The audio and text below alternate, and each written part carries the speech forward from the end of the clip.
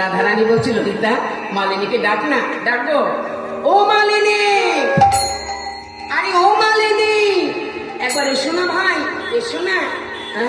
সেরেছে যে চতুরাশটি ললিতা ডাকছে, যদি ধরা পড়ে যায় হয়েছে, আসছি। ওরা কি মালা নিবি